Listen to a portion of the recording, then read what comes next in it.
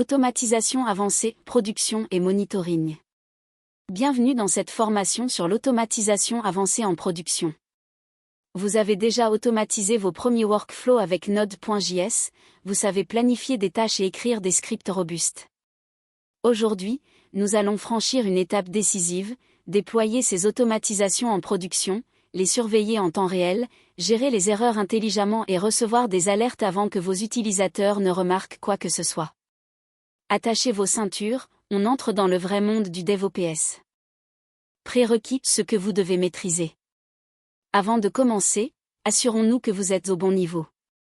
Cette formation fait suite à la phase 1 d'automatisation. Vous devez être à l'aise avec l'écriture de scripts Node.js, la gestion des promesses et des erreurs asynchrones, ainsi que la planification de tâches avec cron ou Node cron. Si ce n'est pas encore le cas, je vous invite à suivre d'abord la formation automatisation niveau 1 disponible dans votre catalogue. Tout le monde est prêt? Alors continuons. L'environnement de travail du jour. Pour cette formation, nous allons travailler avec 3 outils principaux. Node.js en version 18 ou supérieure pour nos scripts d'automatisation. Systemd, le gestionnaire de services Linux, pour exécuter nos scripts comme des services fiables au démarrage du serveur. Et enfin Prometheus, l'outil de monitoring open source incontournable, couplé à son client Node.js. Vous aurez besoin d'un serveur Linux ou d'une machine virtuelle Ubuntu. Tous les exemples sont reproductibles en local avec un simple WSL2 sur Windows. Architecture cible de la formation. Voici ce que nous allons construire ensemble. Un script Node.js d'automatisation qui tourne en continu sous Systemd. Ce script expose des métriques via un end.http. Prometheus vient scraper ces métriques toutes les 15 secondes. En cas d'anomalie, une alerte est déclenchée. Et enfin, chaque action, chaque erreur, chaque retrie est tracée dans des fichiers de log structurés. Cette architecture est celle utilisée en production par des équipes professionnelles. À la fin de cette vidéo, vous saurez la reproduire entièrement. Pourquoi Systemd plutôt que cron? Vous connaissez cron pour planifier des tâches. Systemd va beaucoup plus loin. Avec Systemd, votre script redémarre automatiquement s'il plante. Vous contrôlez les dépendances entre services, vous avez accès aux logs centralisés via journal.ktl, et vous pouvez définir des politiques de restart avancées. Cron, c'est bien pour déclencher une tâche à une heure précise. Systemd, c'est pour gérer un processus qui doit toujours tourner, être résilient, et s'intégrer dans l'écosystème Linux. Pour de la production sérieuse, Systemd s'impose. Initialisation du projet Node.js. Commençons par créer notre projet. Ouvrez un terminal sur votre serveur Linux et tapez mkdir automation prod et cd automation prod, puis npm ini. Nous allons ensuite installer nos dépendances, npm install prom client Winston Axio. Prom client est le client officiel Prometheus pour Node.js. Winston est notre bibliothèque de login. Axio nous servira pour les appels HTTP dans nos démonstrations. Une fois l'installation terminée, ouvrez le projet dans votre éditeur. Votre package.json est prêt, la structure de base est en place. Mise en place du loguer avec Winston. La première brique indispensable en production, c'est un système de log structuré. Créez un fichier loguer.js à la racine. Importez Winston et configurez 2 transports, un transport console pour le développement et un transport file vers un fichier log ou applog. Activez le format JSON avec un timestamp ISO. Pourquoi JSON? Parce que des outils comme Loki, Elasticsearch ou Datadog peuvent ingérer directement ce format. Chaque ligne de log sera un objet JSON avec un niveau, un message, un timestamp et des métadonnées.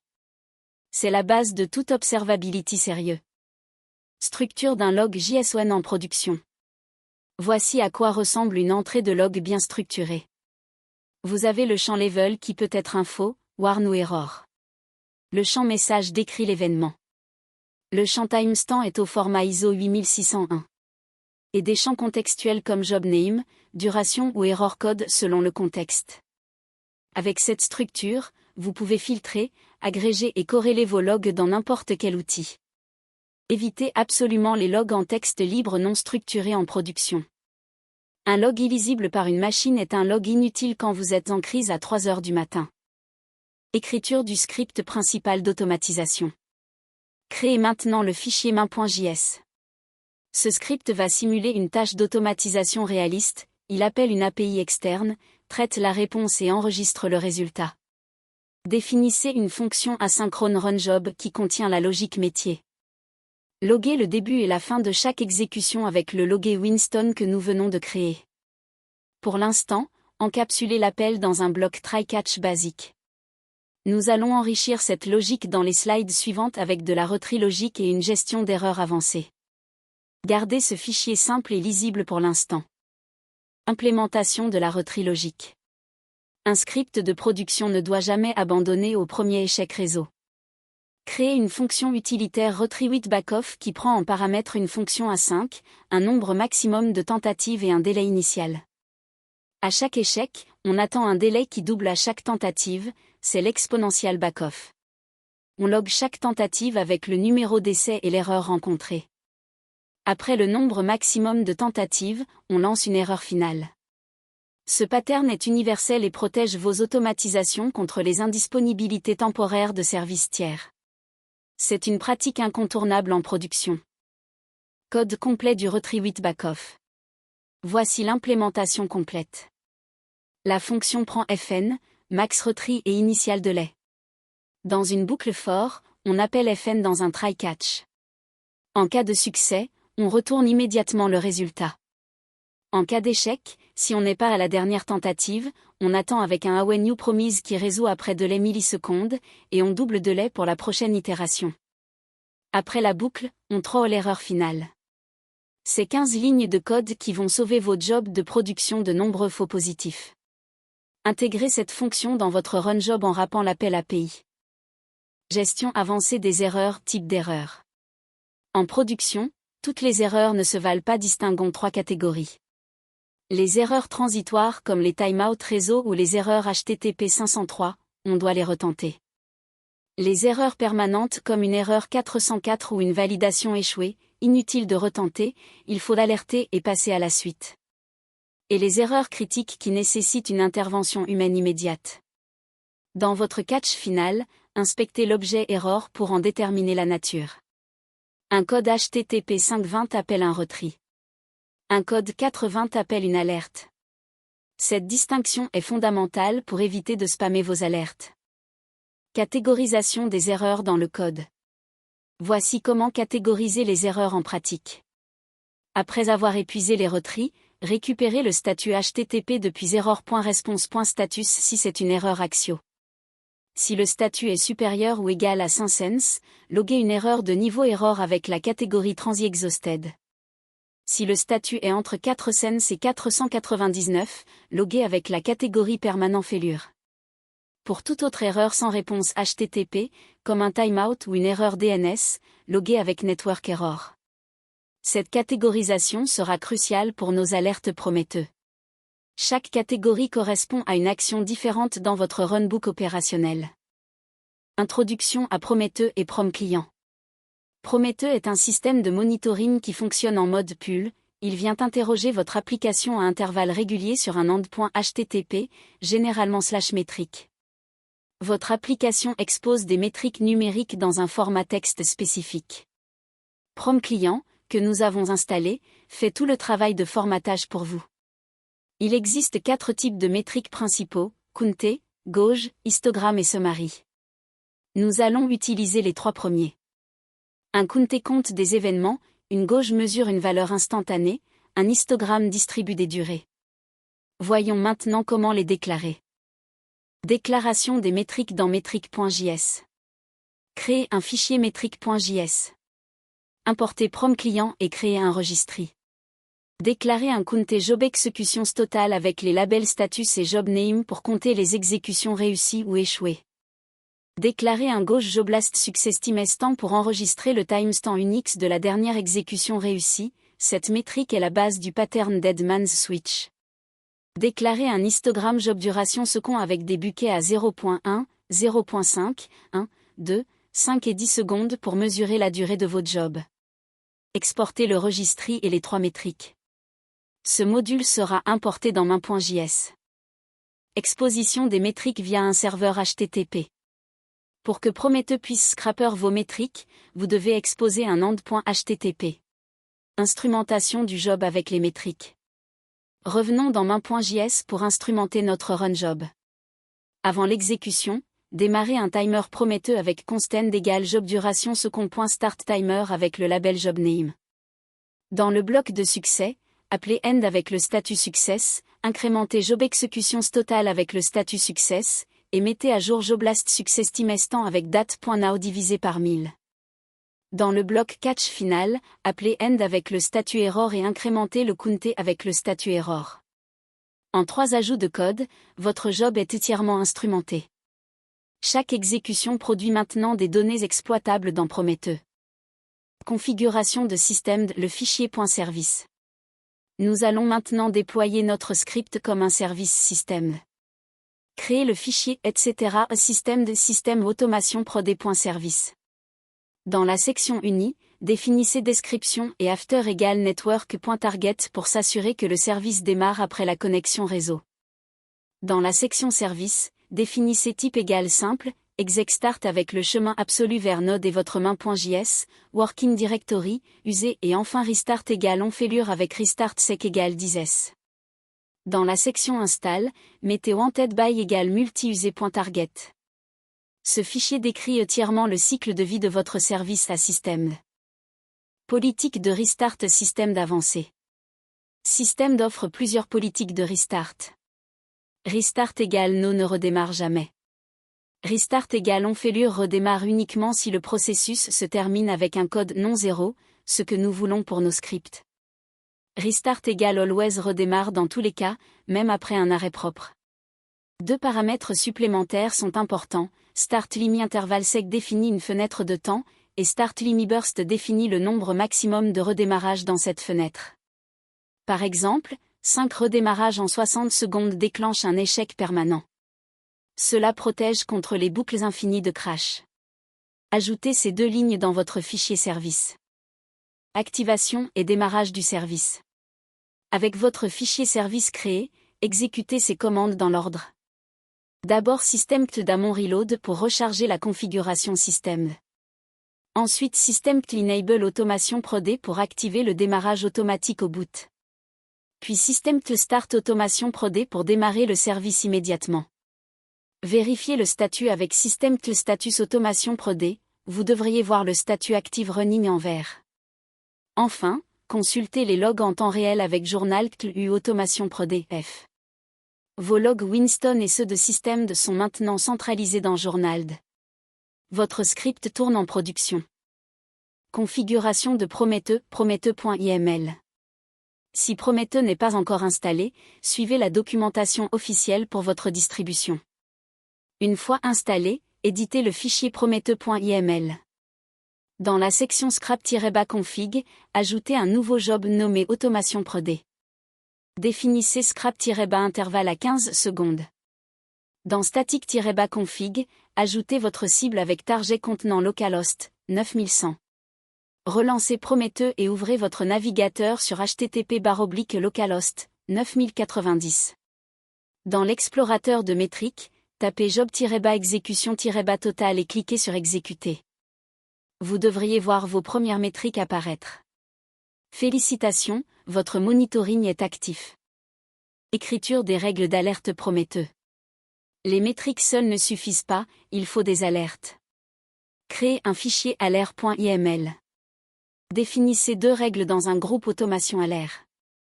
La première alerte job failure rate se déclenche si le taux d'erreur sur 5 minutes dépasse 10%, utilisez la fonction rate sur votre counté avec le filtre status error. La seconde alerte job not running utilise notre métrique joblast success time estant, si time, moins la dernière valeur dépasse 300 secondes, soit 5 minutes, l'alerte se déclenche.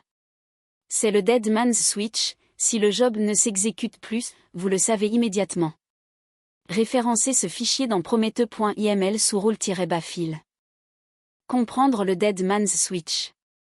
Le dead man's switch est un pattern de monitoring particulièrement puissant et souvent négligé.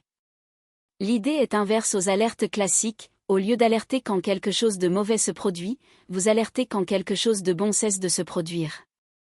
Votre job doit mettre à jour Joblast Success Timestamp à chaque exécution réussie. Si ce timestamp n'est plus mis à jour depuis 5 minutes, c'est que le job est mort, bloqué ou que le service lui-même est tombé. Cette alerte détecte des pannes silencieuses qui n'auraient autrement généré aucune erreur visible. Implémentez toujours ce pattern pour vos jobs critiques. Variables d'environnement et configuration. Un script de production ne doit jamais avoir de credential en dur dans le code. Utilisez des variables d'environnement. Installez le module d'Autanv avec npm install d'Autanv. Créez un fichier .environ exemple versionné avec toutes les variables nécessaires comme API-URL, API-KY et métrique-port. Créez un .env local non versionné avec les vraies valeurs. Dans votre main.js, appelez require d'Autanv/config au tout début. Dans votre fichier systemd, utilisez la directive environnement file égale /opt automation prod.env pour injecter ces variables dans le processus. Vos secrets restent sur le serveur, jamais dans J. Gestion de la mémoire et des ressources. Les scripts node.js qui tournent en continu peuvent souffrir de fuite mémoire. Ajoutez une gauge Prometeux pour surveiller la mémoire, utilisez process.memoryUsage, .ipuz et mettez à jour cette valeur toutes les 30 secondes avec un set intervalle. Dans systemd, vous pouvez définir memory max égale 256 M pour limiter la mémoire consommée par le process et éviter qu'une fuite ne dégrade tout le serveur. Loguez également la mémoire dans vos logs périodiques. Si votre gauge monte continuellement sans jamais redescendre, vous avez probablement une fuite mémoire à investiguer avec node.js inspect. Graceful shutdown, arrêt propre du service. Quand systemd demande l'arrêt de votre service, il envoie un signal SIGTERM. Par défaut, node.js s'arrête immédiatement. Mais si votre job est en cours d'exécution, vous pouvez perdre des données. Ajoutez des listenés sur les signaux SIGTERM et SIGIN. Dans CHandler, loguez l'arrêt en cours, attendez la fin du job en cours si une variable isRunning est à true, fermez proprement le serveur HTTP de métrique, puis appelez process.exit 0. Systemd attend par défaut 90 secondes avant de forcer l'arrêt avec SIGKILL. Ce pattern garantit qu'aucune exécution de job n'est laissée dans un état intermédiaire. Rotation des logs avec logrotat. Vos fichiers de log JSON vont grossir avec le temps. Sans rotation, ils peuvent remplir le disque de votre serveur. Créez un fichier de configuration dans etc. logrotat.debautomation prod. Spécifiez le chemin de votre fichier de log, une rotation daily, une conservation de 14 fichiers, la compression avec zip, et l'option copy trincat pour éviter les interruptions de service. Logrotat est généralement exécuté automatiquement chaque nuit par cron sur les systèmes Debian et Ubuntu. Vérifiez avec logrotat debug que votre configuration est correcte. C'est une configuration simple mais indispensable pour tout service en production longue durée. Récapitulatif, architecture déployée. Faisons le point sur ce que nous avons construit. Notre script node.js tourne en continu sous systemd avec une politique de restart automatique. Les logs sont structurés en JSON avec Winston et centralisés dans Journald. La retrie logique avec Exponential Backoff protège contre les défaillances transitoires. Les erreurs sont catégorisées selon leur nature pour des réponses adaptées. Prometeux scrap nos métriques toutes les 15 secondes. 2 alertes sont actives, le taux d'erreur et le dead man's switch. Les secrets sont gérés via des variables d'environnement injectées par systemd. C'est une architecture de production complète et robuste. Récapitulatif, bonne pratique retenue. Retenez ces règles d'or pour vos automatisations en production. 1. Loguez toujours en JSON structuré avec des métadonnées contextuelles. 2. Ne jamais considérer qu'un appel réseau réussira du premier coup, toujours implémenter le retrie avec backoff. 3. Distinguer les erreurs transitoires des erreurs permanentes pour des alertes pertinentes. 4. Le dead man's switch est aussi important que les alertes d'erreur. 5. Gérer le graceful shutdown pour ne jamais laisser un job dans un état incohérent. 6. Limiter les ressources via systemd pour protéger l'hôte. Ces 6 règles vous épargnent la majorité des incidents en production. Récapitulatif, commandes essentielles. Voici les commandes système à connaître absolument. Système CTL status pour voir l'état d'un service. Système CTL restart pour redémarrer manuellement. Journal CTL nom du service F pour suivre les logs en temps réel. Journal CTL nom du service since un hour ago pour consulter l'historique. Système CTL list units -state égale failed pour voir tous les services en échec. Pour Prometheus, l'interface web sur le port 9090 vous donne accès à l'explorateur de métriques et à l'état de vos alertes. Ces outils constituent votre tableau de bord opérationnel quotidien une fois votre service déployé. Et maintenant, allez plus loin. Vous maîtrisez maintenant l'automatisation de niveau production avec Node.js, système des Prometheus. La prochaine étape naturelle est d'ajouter Grafana pour visualiser vos métriques dans des dashboards, et Alert Manager pour router vos alertes vers Slack, PagerDuty ou vos emails. Vous pouvez également explorer OpenTelemetry pour un observability plus complet incluant le tracing distribué. Le code complet de cette formation est disponible dans le dépôt GitHub lié à cette vidéo. Mettez-le en pratique sur un vrai projet, c'est la seule façon de solidifier ses compétences. Bonne automatisation, et à la prochaine formation.